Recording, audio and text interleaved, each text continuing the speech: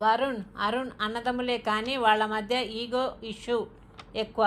మంచిగా ఉన్నంతసేపు వరుణ్ అది ఇది అంటూ స్వీట్గా మాట్లాడతాడు అరుణ్.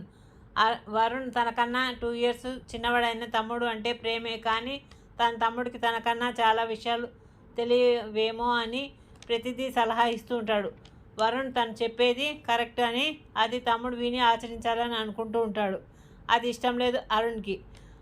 అన్ని విషయాలు తెలుసు కాబట్టి తన మీద తన అన్న వరుణ్ పెత్తనం చేసినట్లు తనకు చిన్నపిల్లల్లా జమ చేసి తనకు అన్ని సలహాలు ఇచ్చి అది ఆచరించమనడం ఇష్టం ఉండదు. అందుకే అక్కడే వాళ్ళిద్దరికీ మాట వచ్చి గొడవ పడుతూ ఉంటారు.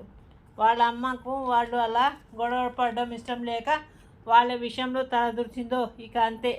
అమ్మ నీకు పెద్ద కొడుకు అంటే ఇష్టం, అందుకే వాడికి సపోర్ట్గా అంటాడు అరుణ్. అది కాదురా అనేలోగానే అరుణ్కు తల్లి అన్నకు సపోర్ట్ పోయిందని అలిగి తిండి కూడా సరిగా తినకుండా బయటకు వెళ్తాడు.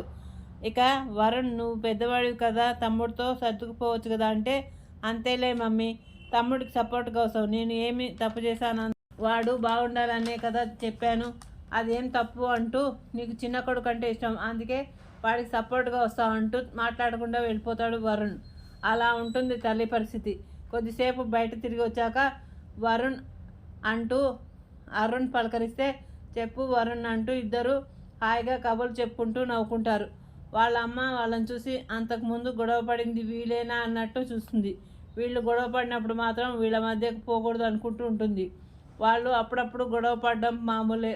వాళ్ళ అమ్మ వాళ్ళ మధ్య గొడవ సర్దుమని వెళ్ళడం మామూలే. వాళ్ళు వాళ్ళ అమ్మ మీద వాడంటే ప్రేమ వీడంటే ప్రేమ అనడం మామూలే. తిరిగి వాళ్ళు సంతోషంగా గడపడం మామూలే. అందుకే తల్లులు పిల్లల ప్రేమలో కోపతాపాలు క్షణికాలే. వాళ్ళు బాగానే కలిసిపోతారు. వాళ్ళ మధ్య నలిగేది వాళ్ళ అమ్మ మాత్రమే. నాన్నల ముందు ఎలాంటి గొడవలు ఉన్నట్లు కనిపించరు. ఇది గీతా సారాంశం. తల్లులందరికీ గుడ్ నైట్ పిల్లలు. నా కథలు నచ్చినట్టు లైక్ చేయండి, షేర్ చేయండి, సబ్స్క్రైబ్ చేయండి.